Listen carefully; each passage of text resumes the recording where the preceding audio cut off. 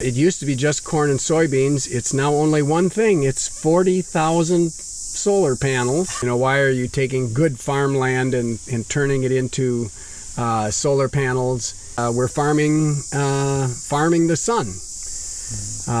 At the same time, the soil is going back more to its more natural state. Okay, so Fred, where are we right now? We're on my home place where I grew up. My name is Fred Edward Rengstorf. For me, it's a story of land that was prairie and then finding a very diverse use and becoming incredibly less diverse, much more of a monoculture, and now being returned to somewhat of a much more diverse culture with whatever native grasses will grow. The land was owned before I and my brothers and sister owned it by Wes and Myra Rengstorf, and was settled by one of my great uncles on my mom's side. And so it was part of the family for many years. I can remember being here going back as far as, I suppose, what would it be, 1956, when I was 6 years old. I can remember playing around on the farms here. It was a farm place that had lots of buildings and lots of places for us to run and play and climb in. There were small buildings for the hogs. There was a big barn, big old red barn with a hayloft where we would spend lots of time playing. There was a chicken coop, and then there was a small little brooder house off behind that, a small machine shed behind that where we would butcher chickens, and there was a couple of hog barns and a granary and a garage that we didn't use as a garage anymore. It was more of a tool shed. But it was a farm place that just had a lot of different buildings for a lot of different purposes. There were 4 of us boys and one daughter, or one sister that came much later. Okay. She was 10 years younger than I am. All of us boys were really close together, so we were spending a lot of time in the haymow playing and that kind of thing. Yep. Climbing trees. So it was a fully functioning farm.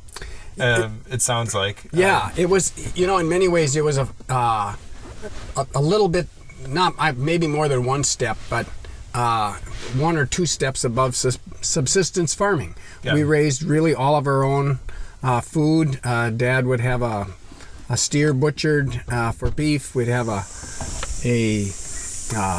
hog butchered for our pigs. We butchered our own chickens. We had a few ducks. We would live off. We raised our own sweet corn. There was a huge sweet corn patch out in the fields. We had a big potato patch out in the field, and a big garden, big huge rhubarb patch. So in many ways it was subsistence farming, because we canned and froze food. But of course my dad was also selling milk, and we sold eggs for a while, and my dad would sell hogs to market, and some of the steers would be sold off to market, and then some of the corn and some of the grains that we were growing also would be sold at market. But in many ways, it was subsistence farming with some income. What percent would you say of the kind of land mass of agriculture went to market? Oh, I mean, that probably changed too through the years, but yeah, that would have changed. Yeah, it would have probably changed quite a lot, because the land itself, the farm itself, there was 120 acres with 5 acres of for the farm place. There was pasture land for the cows. There was a pasture for the hogs. I can remember we would have we raised our oats for the older sows, because my dad didn't want them to get too fat, so he had oats for them. And then, but he also needed the straw for the bedding. We had alfalfa fields, corn and soybeans. Corn being, a lot of the corn was used for feeding the animals. The soybeans would have been a cash crop, because we didn't We didn't do anything with soybeans, but that was the kind of the main cash crop along with corn. But a lot of the corn went to feed the hogs and the pigs and the chickens, and he was always grinding feed for something. And then silage, he put up silage, so the corn was also used for silage. So there was a lot of ways that the land was used in a variety of ways also, with alfalfa, pasture, oats. We're in south central, I guess I would call it, Minnesota, which is really, it's the heart of industrial agricultural production now in 2018, or at least on the edge of it, right? Yep, and during my lifetime, the land, the use of the land changed. My dad got out of dairy because dairy was becoming slowly more industrialized. Nothing like now. There's just, in fact, as we drove on the place, did you smell the dairy farm? Okay, great big huge dairy farm off south of here, which that's the direction of farming is bigger. And my dad saw that he didn't have a barn that he was going to change in any way to or add to make dairy work. So when I was 13, we got rid of the dairy cows. He went more heavily into pigs. Pretty soon we got rid of the chickens. We didn't raise chickens anymore after my mom became a teacher. She didn't want to be out on the farm place so much anymore. So the chickens went, and it became basically a hog farm through my high school, college years. And that would have been like the 60s? That would have been the 60s into the 70s. And then as my dad aged and he retired, then he rented the land out, and no more animals on the place, and the people who rented raised corn and soybeans, and it became a corn and soybeans farm. And so that exclusively. So that whole transition happened over the course of like 20 years or something like that. From the first thing you described with the like almost purely subsistence to the last thing you just described, which was like corn and soybeans only. You went from like 10 species of plants that you were describing, and animals, 20 different forms, all in kind of concert with each other to two. Exactly. And it went, and that would have been right, and that would have been over the course of, let's see, my dad, probably from the 60s to the 90s. Starting in the 90s, it was becoming solely corn and soybeans, and I forget the year of the tornado, but then we had a tornado in there. Well, first the barn burned down. We had a fire. My dad was burning brush, and it caught the hay on fire, and the barn burned down, the big red barn. And then some years later, I forget the year, and we had a tornado on the place. It was after my folks had retired, because they were coming back from Arizona when the tornado happened. And my brother Mark and I came on the place, and all of the buildings were gone except for two. Everything was gone. There was a car in the garage, and it was turned around facing the wrong way. And that was the only, just cement slabs. All that we saw were cement slabs, except for debris scattered throughout the fields. It was just littered with metal and wood, and just the field was just littered. And I'm sure that when Mike Dahlman is out there plowing the land now, he runs across a board or piece of metal every now and again, because there's, it was just covered. Yeah. He digs up the old barn. Yeah, he digs up the old barn. Yeah. One of the main reasons that we're here is to kind of talk about what's happened to that, because it's always been 140 acres, is that right? 128. Sorry, yep, 120. So it's always been 120 acres. It's shaped like an L. It's really fascinating what kind of happened to first of all, the ownership. There's kind of an interesting little side story of the ownership of the 120 acres. But then what the new legal owners of the land have decided to do with the farm. Yeah, well, about 5 years ago, a solar company approached us. We were renting the land to a local farmer, and he was raising corn and soybeans. And the solar farm came and asked if they could lease our farm to put solar panels on it. And they offered us 3 times what the land rent was, but we'd have to sign a 25-year lease. Well, we did some research and it took some time, but we decided that we wanted to do that, and we found it to be a really very interesting proposal on a number of fronts. One, there was the financial benefit, of course, but then for some of us, we also saw a benefit to the land, because we've come to understand, at least, that farming, while can be very productive in this part of the country, the land becomes increasingly somewhat of a desert that raises corn and soybeans because of all of the chemicals that are put on the soil. Pretty soon the soil is no longer a living organism, but just is a plot for corn and soybeans to grow.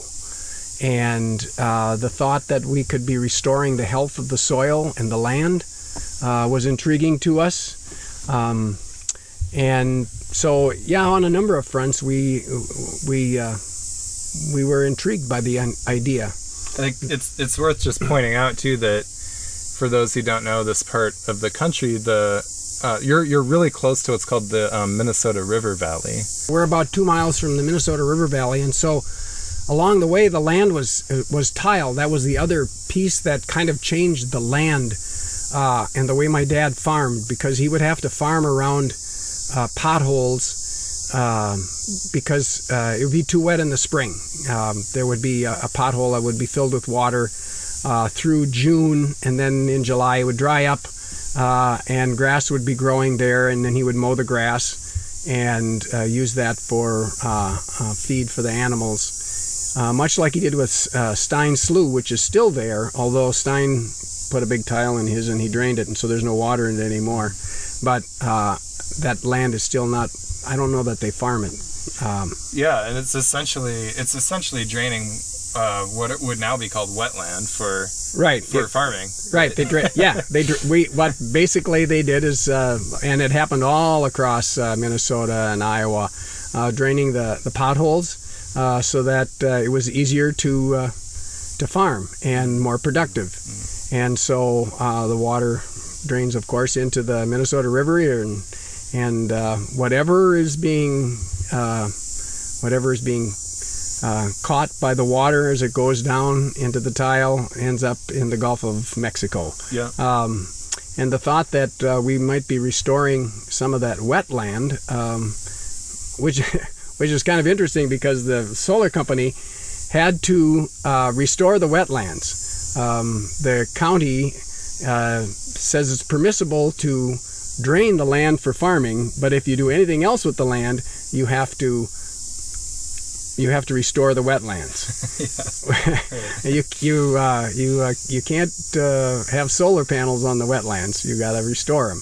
And I'm totally in favor of restoring the wetlands and we're not putting solar panels on there. That's not I'm not against that at all. But it's just kind of ironic, or kind of I don't know.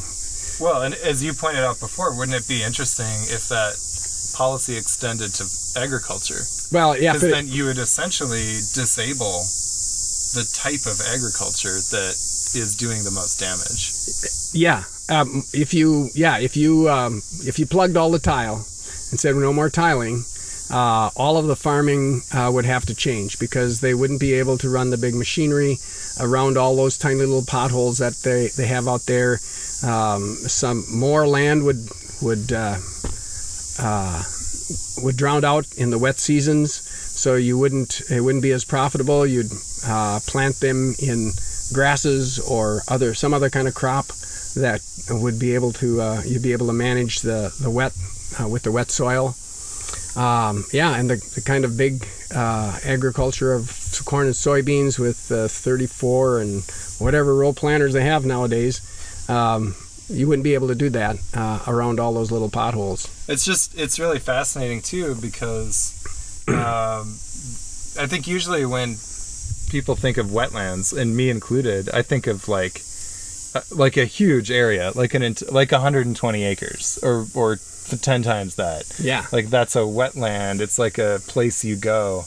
It's so interesting to think of that ecosystem type that people are really, we've learned in the 20th century that those are really important types of ecosystems, and to think that they can just be micro, almost like 10 by 30 feet.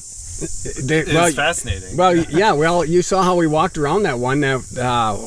Parts of it were really, really small, and even the biggest one on my farm is what, I don't know, 2, 3, 4 acres or something like that. Maybe 2 acres. And yeah, but it's a wetland. And we started seeing some cattails growing in the wetland, which is really interesting. So the lease is 25 years. What might we see at the end of that 25 years that we didn't see before in this soil that is naturally, it's the richest soil in the world. I don't think we have to beat around the bush. No. Because it's the glacial till. Yep. And it's fertilized by the Minnesota River, which is a big river. Well, this is not bottomland anymore, but this is part of the upland. But yeah, but historically it would have been. Yeah. I mean, those layers of richness were fed by the river on top of the glacial till. It's just you can go feet, if you've never lived in this part of the country, like you can dig feet and feet down, and it's all black. Yeah, there are places. Rich soil. Yeah, there are places where you can dig down a long way and find, and it was grassland for centuries, short grassland, and now I know that it can't go back to what it was. I mean, we're not going back to some kind of golden age. That in some ways, of course, golden ages really never existed. But I know that it can't become grassland in the way that it was before, for one thing, because we're not putting bison on the grasslands, and true grasslands need bison to maintain that type of ecosystem. But they have planted small prairie grasses out there. We now see some flowers. So where it used to be just corn and soybeans, it's now only one thing. It's 40,000 solar panels, all tilted at 30 degrees, facing due south, picking up the sun, spaced just far enough apart so that on December 22nd, the shadow of the top of the one panel hits the bottom of the panel behind it, and so it's making the best use of the sun that it can. And we're farming the sun. At the same time, the soil is going back more to its more natural state in terms of the grass that's there. And in my hope for the future is that some of that habitat comes back. That there'd be more pheasants, more meadowlarks, and the prairie sparrows, and all of the prairie animals, hawks, and that whole ecosystem, that there'd be an increase of that kind of wildlife on this space. And it'll be interesting to see what happens with the grasses, how they adapt or change to living in the shade of solar panels. And it's a different ecosystem than open prairie with sunlight on it all the time. But but it'll be very interesting to see how it changes and what kind of things come back. I'm kind of excited to see how it does develop. So one thing that I thought was interesting on our little tour of walking around the site was to learn that.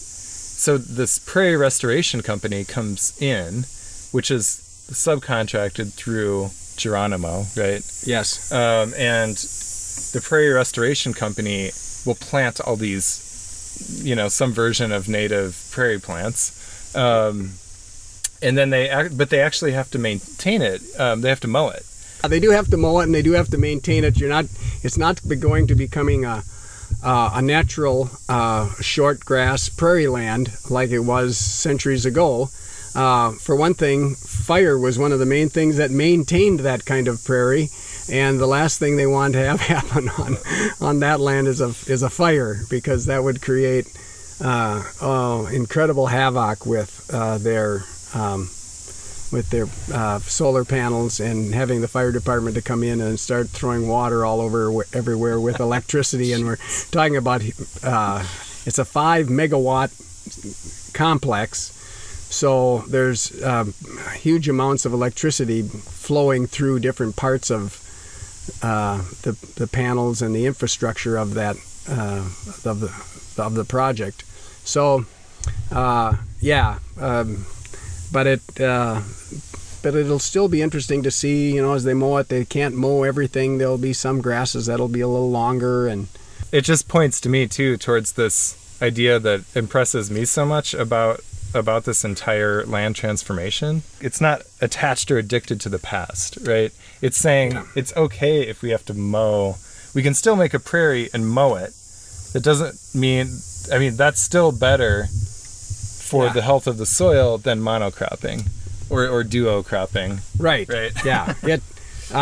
And of course, without being too starry-eyed about it, they're going to find things that are happening to the soil underneath the solar panels, and they're going to be, there'll be advantages and pluses and minuses of what we're doing to the soil here too.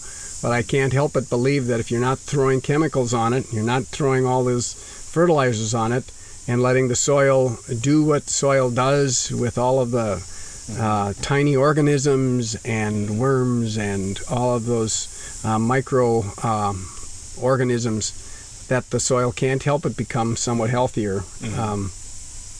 And we're contributing energy to the grid, which I think solar panels is a better way to do it than raising corn on it and turning it into ethanol so that you could burn it and put energy in the grid. For me, it's a story of land that was prairie and then finding a very diverse use and becoming incredibly less diverse, much more of a monoculture, and now being returned to somewhat of a much more diverse culture with whatever native grasses will grow, and allowing the variety of